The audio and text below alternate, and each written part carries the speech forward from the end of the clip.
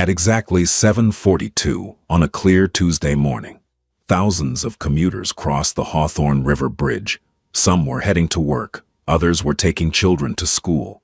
Delivery trucks rolled steadily across the 6-lane span. Cyclists hugged the shoulder, pedestrians hurried along the sidewalk with coffee cups in hand.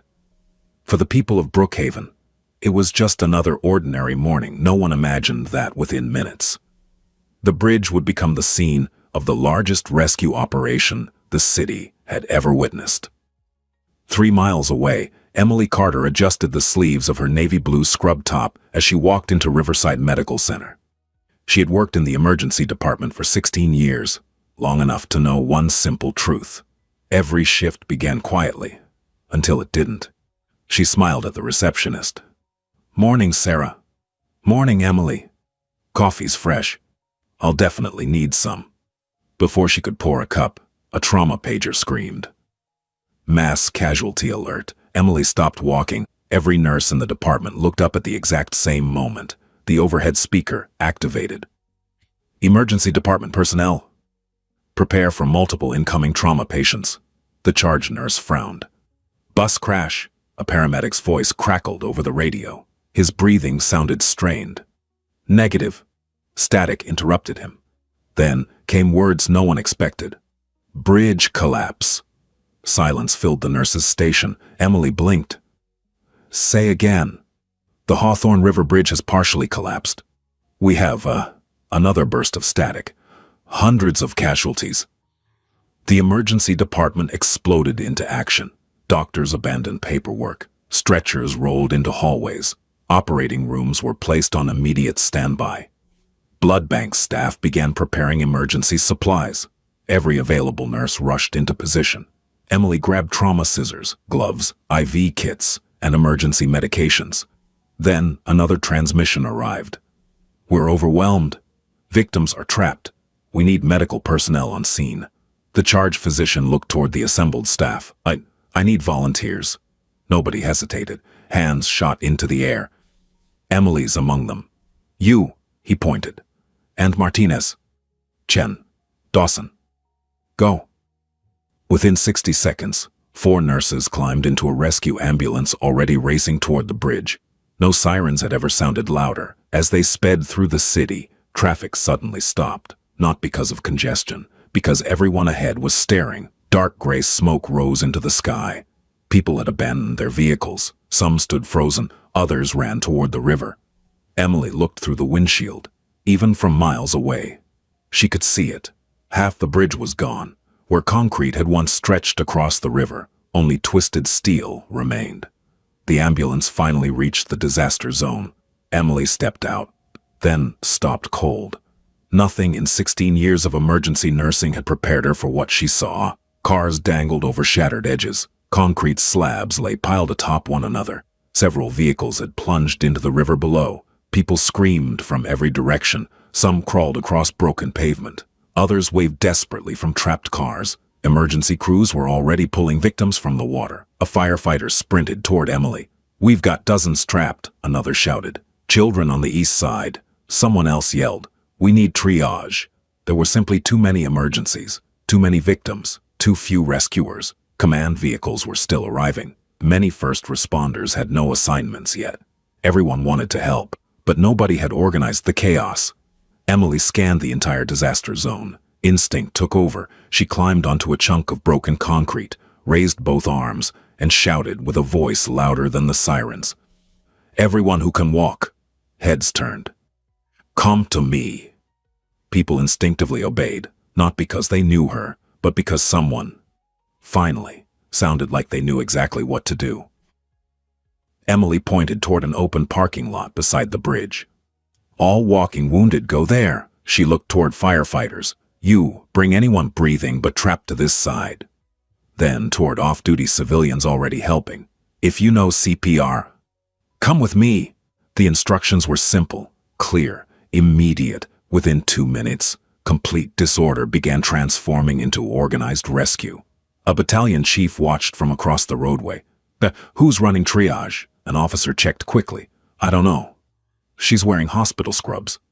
The chief looked again. Emily was already kneeling beside a teenager pinned beneath twisted guardrails.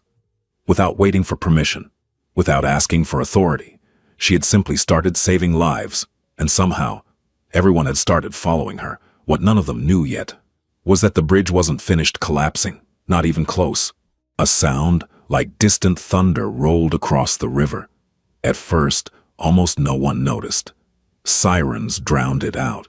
People were screaming. Helicopters had begun circling overhead, but Emily heard it. Years of working around unstable trauma scenes had sharpened her instincts. She slowly looked upward. Tiny pieces of concrete were falling from what remained of the bridge. Not much, just enough. Her stomach tightened. The structure was still moving. "Everybody off the bridge!" she shouted. Several firefighters immediately turned. "What? The bridge? It's shifting." The battalion chief looked up. A second later, he saw it too. A support beam groaned loudly. The remaining roadway dipped several inches. His radio came alive instantly.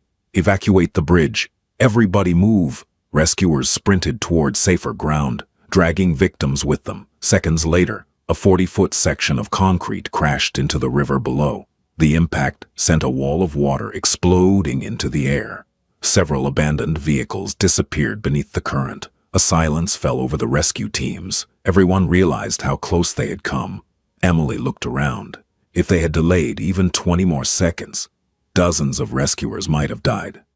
The battalion chief walked toward her. "You saw it first." Emily simply nodded. "We've got work to do." There wasn't time to celebrate close calls. More victims were still trapped. The chief extended his hand. "Chief Robert Hayes." "Emily Carter." "Emergency nurse." He looked toward the growing crowd of injured people she had organized. "I figured, by now." Ambulances from neighboring counties had begun arriving. Police established roadblocks. Search and rescue teams unloaded specialized equipment. Medical helicopters landed in a nearby baseball field. Yet, despite the growing response, the number of victims kept increasing. Emily moved through the triage area with remarkable speed. She knelt beside an elderly man clutching his chest. "Can you tell me your name?" "Frank." "Frank, look at me." She checked his pulse, rapid, skin pale, cold sweat. He wasn't having injuries from the collapse. The shock had triggered a heart attack. Emily immediately raised 2 fingers. "Cardiac patient." 2 paramedics rushed over with a monitor. Without waiting, Emily was already moving toward the next victim. A teenage cyclist sat crying beside a twisted bicycle. "My leg." Emily examined it quickly. Broken, but stable. She marked his triage tag yellow. "You'll be okay." She squeezed his shoulder. "I promise." Nearby, a young father desperately tried lifting a concrete slab by himself. "My daughter." "She's under there." Emily ran over. "Stop." He ignored her. The slab barely moved. 3 firefighters joined him. Still nothing. Emily knelt beside the narrow opening beneath the concrete. "Sweetheart," a tiny voice answered. "I'm here." "What's your name?" "Sophie." "Hi, Sophie. My name's Emily. Can you move your fingers?" "Yes." "Your toes?" "I think so." "Good. Likely no spinal injury." That bought them precious time. Emily looked toward the firefighters. "She's conscious. Don't rush the lift.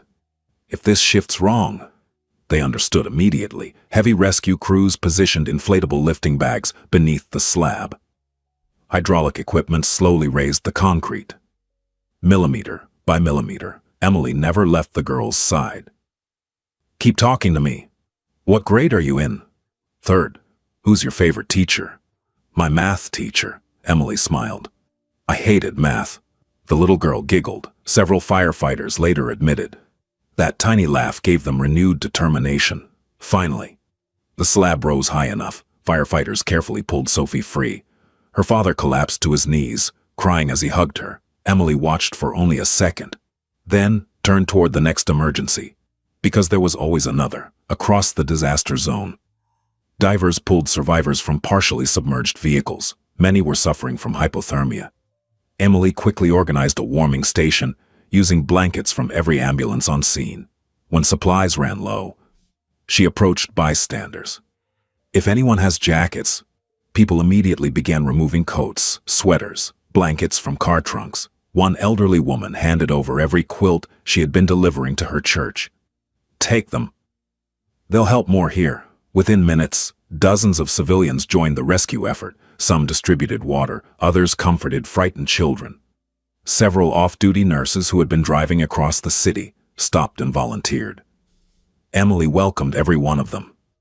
"You," she pointed toward a nursing student, "monitor breathing. You," to an off-duty EMT, "help with splints. No one works alone." The disaster slowly transformed into something extraordinary, not just emergency responders, entire strangers, working side by side, saving lives. Then, a rescue diver sprinted toward Chief Hayes. His face had gone pale. "We found something." "What?" "A city bus." Silence. The chief stared. "How many?" The diver swallowed hard. "At least 30 people. The front half of the bus had plunged beneath the collapsed bridge. Only a small section remained visible above the water. Passengers were still trapped inside. Some alive, some not moving at all. The current was getting stronger by the minute. Chief Hayes looked around. Every dive team was already committed. Every rescue boat was occupied. Time was running out. Emily followed his gaze toward the river. Then she noticed something everyone else had missed. The rear emergency exit of the bus was still above water. If someone could reach it, there might still be a way inside. She looked back at Chief Hayes. "We're not too late." He frowned. "What are you thinking?" Emily's answer would launch the most dangerous rescue mission of the entire day. The entire bus lurched. Not much, just enough to send another wave of river water rushing through the shattered windows. Outside, Chief Hayes watched in disbelief. "The bus is moving." One of the engineers standing beside him nodded grimly. "The bridge shifted. It's pulling debris with it. And the current's dragging the bus downstream." "How long?" The engineer looked at the twisted wreckage.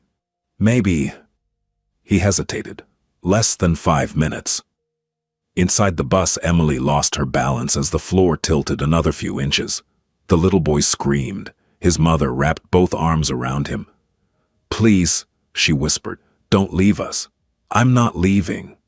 Emily knelt beside the twisted luggage rack again. She planted both hands beneath the bent steel. Pushed. Nothing. She tried again. Every muscle in her back strained. Still nothing. It wouldn't move. The woman saw the frustration on Emily's face. "Save him." Emily looked at her. "Please. Take my son." The little boy immediately shook his head. "No. I'm staying with Mommy." Emily understood exactly what was happening. The child wasn't trapped. Fear had rooted him in place. If she simply carried him away, he would fight her, and they would lose precious seconds. She lowered herself until she was eye level with him. "What's your name?" "Ethan." "I'm Emily." He wiped tears from his face. "I need your help." He blinked. "My help?" She nodded. "You're the only one who can help your mommy right now." His crying slowed. "I am." "Yes. I need you to climb into my arms. Then we're going to bring firefighters back. They have bigger muscles than I do." A tiny smile appeared despite everything. "My daddy says firefighters are really strong." Emily smiled. "Your daddy's right." After a long pause, Ethan finally reached toward her. Emily lifted him carefully into her arms. She turned back toward his mother. "I'll be back." The woman forced a weak smile. "I know." Emily hurried toward the rear exit. The water was rising faster now. By the time she reached the opening, it was already nearly shoulder deep. A rescue diver grabbed Ethan immediately. Another helped Emily climb onto the rescue boat. Chief Hayes shouted from a larger rescue vessel. "Where's the mother?" Emily pointed toward the front. "Still trapped." "Can she survive?" "For now. But not much longer." The chief didn't hesitate. "Rescue Team Alpha." 3 firefighters climbed into another boat. Hydraulic cutting equipment, portable airbags, stabilization gear, everything they could carry. Emily grabbed another life jacket. Chief Hayes looked at her. "No. You're done." She stared at him. "I know exactly where she is. We'll find her." "You'll waste time."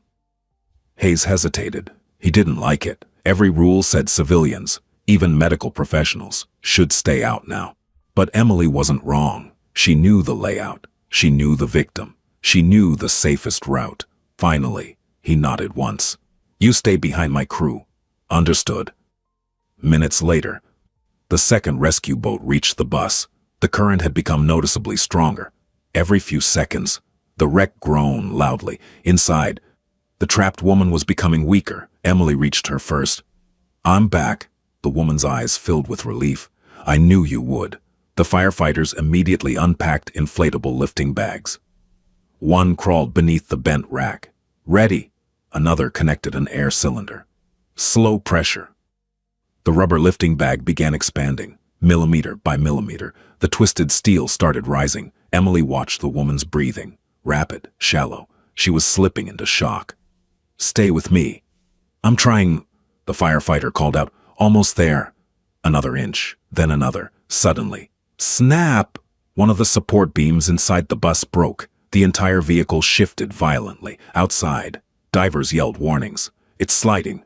Chief Hayes looked toward the shoreline. The bus had moved nearly 6 feet, straight toward the deepest part of the river. "Everybody out," he shouted. "Now!" Inside, the firefighters froze. They were seconds away from freeing the trapped woman. But if the bus rolled, everyone inside would drown. Emily looked at the woman, then at the frightened firefighters, then at the expanding lifting bag. She made a decision instantly.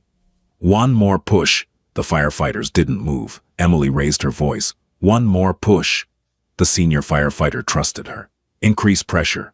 The lifting bag expanded one final time. The steel rack lifted just high enough. "Pull her." 2 firefighters grabbed the woman beneath her arms. Together, they dragged her free. The moment her legs cleared the wreckage, the entire front section of the bus dropped several feet with a deafening roar. River water exploded through every broken window. "The bus is going." Everyone sprinted toward the rear exit. One by one, they climbed out. Emily was the last inside. She turned once, making absolutely certain no one remained. Then she climbed through the emergency exit. Barely 3 seconds later, the bus rolled sideways. It slipped beneath the river, disappearing completely into the dark water. Every rescuer on the river watched in stunned silence. If they had been even 10 seconds slower, none of them would have made it out. Emily sat on the rescue boat, soaked from head to toe, breathing heavily. Ethan spotted his mother wrapped in blankets on another boat. "Mommy!" He jumped into her arms. She held him so tightly that neither of them spoke. They simply cried together, around them. Even hardened firefighters quietly wiped tears from their faces. But before anyone could celebrate, a police officer came running down the riverbank. His face had gone pale. "Chief," Hayes turned. "What is it?" The officer struggled to catch his breath. "We just got another report." "What report?" "The west side pedestrian walkway." He pointed toward the far end of the collapsed bridge. "There are still dozens of people trapped." The largest rescue of the day wasn't over yet. The words hit Chief Hayes like another collapse. "Dozens trapped?" The police officer nodded. "The pedestrian walkway." It didn't fall into the river. It folded underneath the west span. Emily looked toward the far end of the bridge. Only now did she notice it. The pedestrian walkway had separated from the roadway. Instead of falling into the water, it had become wedged between 2 massive sections of broken concrete. A narrow platform, wedgy, barely hanging in place. People stood stranded on it. Some waved frantically. Others sat against the twisted railing, unable to move. There were children, office workers, an elderly couple, a cyclist whose bicycle hung halfway over the edge. Chief Hayes grabbed a pair of binoculars. His expression changed immediately. "They're not just trapped." He lowered them slowly.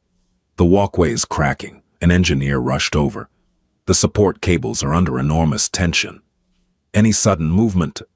He didn't have to finish. Everyone understood. The entire section could plunge into the river. Emily quickly counted. At least 40 people, maybe more. No rescue ladder could reach that far. Helicopters couldn't safely hover beneath the damaged bridge. Boats couldn't get directly underneath because enormous slabs of concrete blocked the river. The only remaining access was from the surviving portion of the bridge itself, a dangerous route covered with loose concrete, twisted steel, and deep cracks. Chief Hayes immediately turned to his crews. "I need rope teams." Firefighters grabbed harnesses and climbing gear. Emily walked beside him. "What's the plan?" "We stabilize the walkway. Then evacuate one person at a time." The engineer interrupted. "You don't have that much time." He pointed toward a massive support cable. Individual steel strands were snapping one after another. Tiny metallic pops echoed across the bridge. Each sound meant another piece of the cable had failed. Chief Hayes looked at Emily. "We move now." The rescue teams carefully climbed across the damaged roadway. Every step had to be deliberate. Concrete shifted beneath their boots. Guardrails leaned outward toward the river. Emily followed close behind.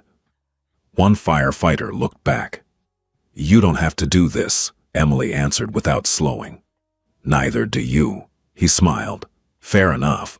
The group finally reached the broken edge. The gap between the roadway and the hanging walkway measured nearly 12 feet. Too far to jump safely, firefighters immediately anchored heavy rescue ropes to surviving steel beams. One by one, they clipped themselves onto safety lines. The first rescuer crossed using a tensioned rope, then another. Soon, a secure crossing system stretched between the bridge and the suspended walkway. Emily crossed last. The entire structure swayed beneath her feet. She refused to look down.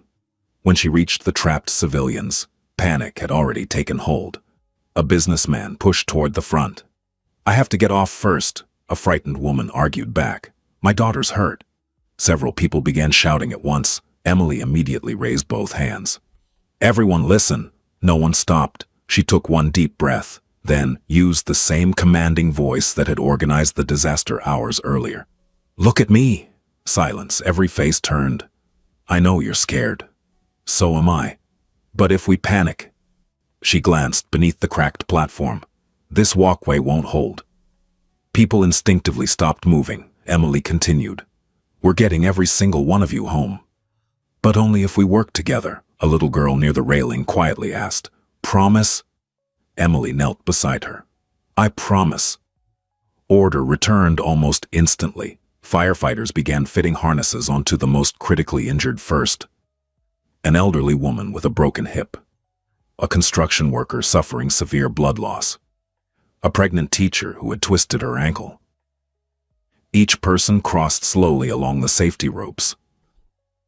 Emily remained on the unstable walkway, checking everyone, calming everyone, making certain no one was overlooked. Halfway through the evacuation, a teenager approached her. "My grandfather." Emily followed him. An elderly man sat quietly against the railing. Unlike everyone else, he wasn't calling for help. His breathing was shallow. His lips had turned blue. Emily immediately checked his pulse. Weak. Irregular. His chest rose with obvious difficulty. "How long has he been like this?" The teenager looked terrified. "He said he was okay. He didn't want anyone worrying." Emily recognized the signs instantly. Crush injuries, internal bleeding. He wouldn't survive much longer without surgery. She waved toward Chief Hayes. "Critical patient." Firefighters hurried over with a rescue basket as they carefully lifted the elderly man. Another loud metallic snap echoed overhead. Everyone froze. The main suspension cable jerked violently. Dust rained from the broken bridge. The engineer watching through binoculars shouted from the safe side. "The cable's failing." Emily looked upward. Individual strands whipped loose like giant wires. The entire walkway dipped several inches. People screamed. The little girl grabbed Emily's hand. "Is it breaking?" Emily squeezed gently. "Not while we're standing on it." She looked toward Chief Hayes. "How many left?" He counted quickly. 14. Emily nodded, then looked back at the frightened civilians. "We're almost there." But even as she said the words, she saw something that made her heart sink. One of the main anchor bolts holding the walkway in place had begun pulling completely out of the concrete, and it was happening much faster than anyone realized. The anchor bolt groaned, a sound so deep, everyone on the walkway felt it through their feet. Emily stared at the massive steel bolt pulling away from the cracked concrete. Only 2 inches remained inside the anchor block. When it came free, the entire suspended walkway would swing into the river. "Chief!" she shouted. Hayes looked up. He immediately understood. "How many left?" A firefighter counted quickly. 12 civilians. 5 rescuers. Too many. Far too many. The engineer yelled from the safe side of the bridge. The anchor's failing faster now. We've got maybe... He looked again through his binoculars. 3 minutes. No one argued. No one panicked. Every rescuer simply moved faster. Harnesses clicked into place, one by one. The remaining civilians crossed the rope system. Emily stayed behind, helping each frightened person step onto the safety line. A middle-aged woman froze halfway. I can't. She looked down toward the river nearly 80 feet below. I can't do it.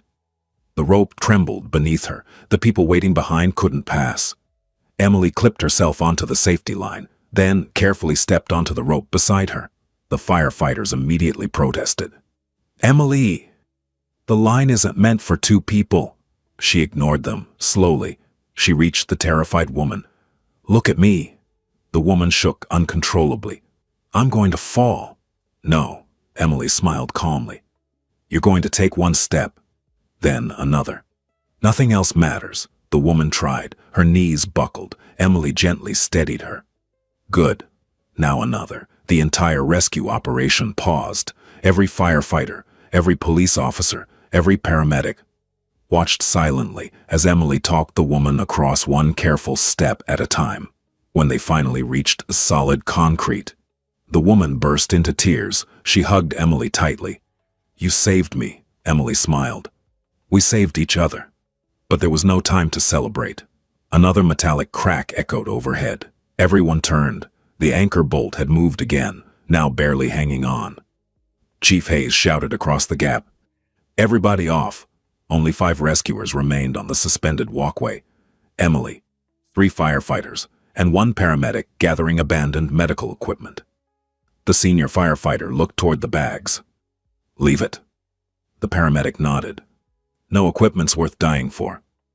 They turned to leave. Then, a voice stopped everyone. Help. Faint, weak, almost impossible to hear. Emily spun around. Did you hear that? One firefighter frowned. I think... There it was again. Help. The sound came from beneath a pile of shattered concrete near the collapsed railing. Emily sprinted toward it. The firefighters followed. Together they pulled away broken pieces of concrete.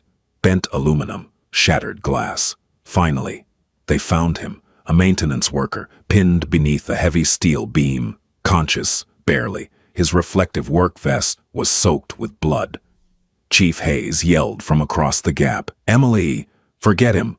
The walkway's going. Emily never even looked back. She checked the man's airway, breathing, pulse, weak. His right leg was trapped beneath the beam. One firefighter grabbed the steel. It refused to move. Another joined him. Still nothing. The beam was simply too heavy. Emily looked around desperately, then spotted a hydraulic spreader lying beside abandoned rescue gear. She pointed. Use that. The firefighters immediately positioned the tool beneath the beam. The hydraulic arm slowly expanded. Metal screamed. The beam lifted 1 inch, then 2. Almost. Emily slid beside the trapped worker. Can you move? He grimaced. I'll try.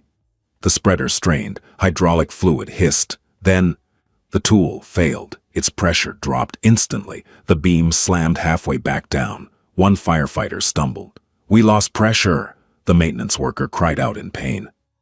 Emily looked toward the remaining equipment. Nothing powerful enough remained. Then she noticed something else. A long steel rescue pole, not strong enough alone. But perhaps, as a lever, she shoved one end beneath the beam.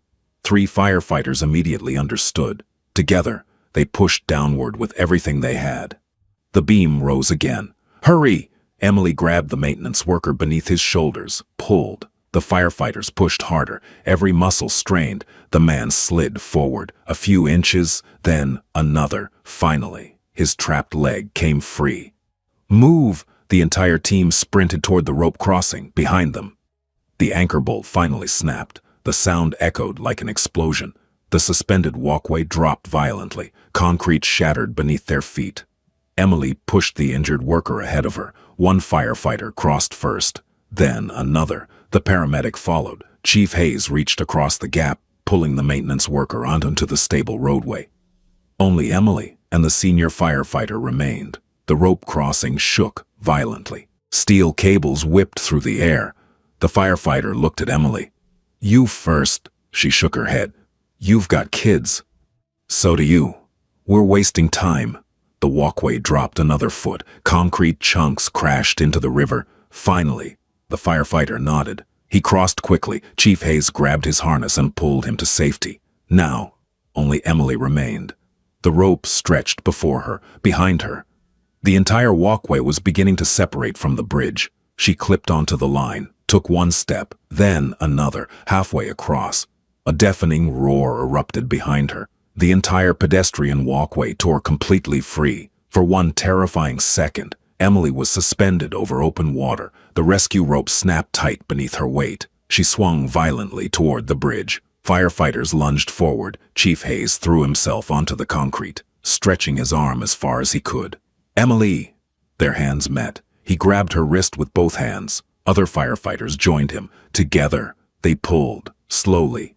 Inch by inch, Emily climbed onto solid concrete. The instant she rolled clear, the entire pedestrian walkway crashed into the river below. A massive wave surged outward. Everyone stood frozen. Not a single person spoke. Finally, Chief Hayes looked toward the rescue teams. He counted every firefighter, every paramedic, every civilian.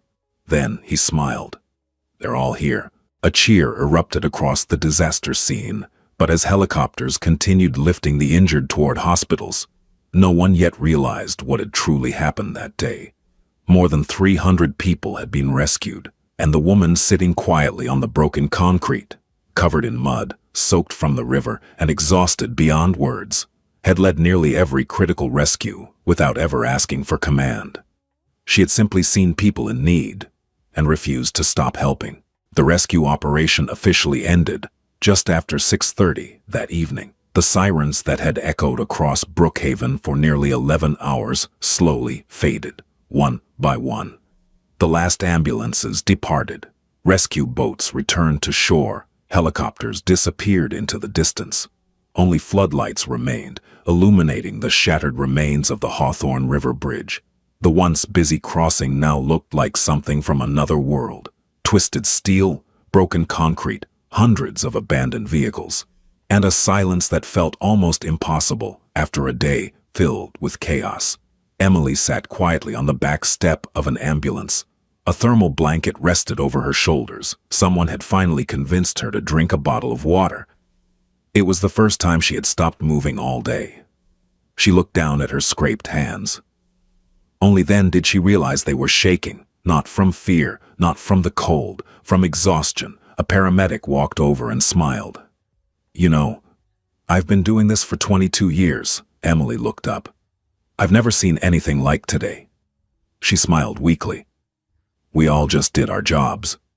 The paramedic laughed softly. "No. We did our jobs. You did something else." Before Emily could answer, Chief Robert Hayes approached. He was still covered in dust and mud. His helmet hung beneath one arm. For a long moment, he simply looked out at the collapsed bridge. Then he spoke. "I've led disaster responses. Factory explosions.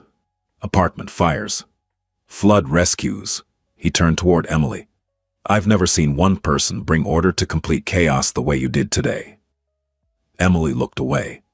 "There were hundreds of responders." "There were," Hayes nodded. "But before command was fully established, you became the calm everyone followed. You started triage. You organized volunteers. You spotted the bridge shifting before anyone else. You rescued people from the bus. You stayed on that walkway until every civilian was safe." He paused. "And because of that," he extended a folded sheet of paper toward her. Emily frowned. "What's this?" "The preliminary rescue report." She unfolded it. At the bottom, one number had been circled. 317. She looked at Hayes. "What does this mean?" He smiled. 317 people. The number of survivors pulled from today's disaster." Emily stared at the page. "So many." Hayes nodded. "Our analysts estimate." He pointed toward another line. More than 100 of them would likely have died without rapid medical organization during the first hour. Emily couldn't speak, not because she was proud, because all she could think about were the faces, little Ethan, Sophie beneath the concrete slab, the elderly man with internal bleeding, the frightened woman frozen above the river, the maintenance worker trapped beneath the beam. She remembered every one of them. Just then, a small voice interrupted. "Miss Emily?" She turned. Little Ethan stood nearby holding his mother's hand. He ran toward her without hesitation. She knelt just as he wrapped both arms around her neck. "You came back." Emily hugged him tightly. "I told you I would." His mother stepped forward. There were tears in her eyes. "I don't know how to thank you." Emily smiled gently. "You already have." She looked down at Ethan. Seeing him smile. "That's enough." Nearby, other survivors began walking toward her. The father whose daughter had been trapped beneath concrete, the elderly woman rescued from the bus, the teenage cyclist, the pregnant teacher, the businessman who had panicked on the walkway, one after another. They simply wanted to shake her hand or say thank you. Some couldn't even speak. They just hugged her. A local television crew noticed the growing crowd. A reporter hurried over. "Ma'am, could we ask you a few questions?" Emily looked uncomfortable. "I don't think. It'll only take a minute." The camera light switched on. The reporter smiled. "Today many people are calling you the hero of the bridge collapse." Emily immediately shook her head. "No, there isn't one hero." She looked around at firefighters cleaning equipment, divers packing ropes, paramedics loading empty stretchers, police officers directing exhausted volunteers, engineers still inspecting unstable concrete. There were hundreds of people here today. Doctors, nurses, firefighters, police officers, paramedics, construction workers, volunteers, complete strangers who stopped their cars and started helping. She smiled softly. The bridge didn't survive today, but humanity did. The reporter lowered the microphone. For a moment, no one spoke. The following morning, newspapers across the state carried photographs of the disaster. Most showed the broken bridge. Others showed exhausted rescue workers. One photograph appeared on nearly every front page. It wasn't taken during the biggest rescue or the dramatic bus evacuation. It simply showed a nurse kneeling beside a frightened little girl, holding her hand. While chaos unfolded all around them, the headline beneath the photograph read, "Calm in the middle of chaos." Emily clipped the article, not because her picture was in it, but because of the final sentence. Sometimes the greatest rescue begins when one ordinary person refuses to walk away. She quietly placed the newspaper into a drawer at home. Then, 2 days later, she put on a clean pair of navy blue scrubs, returned to Riverside Medical Center, walked into the emergency department, and smiled at the receptionist. "Morning, Sarah." Sarah looked up. "Wait, you've become famous." Emily laughed softly. "I still have patients waiting." She picked up her stethoscope, walked through the emergency room doors, and started another shift. Because for people like Emily Carter, the headlines eventually disappear, the awards collect dust, the applause fades, but compassion never does. Because no matter how extraordinary yesterday was, for a nurse whose duty is to protect life, duty never ends.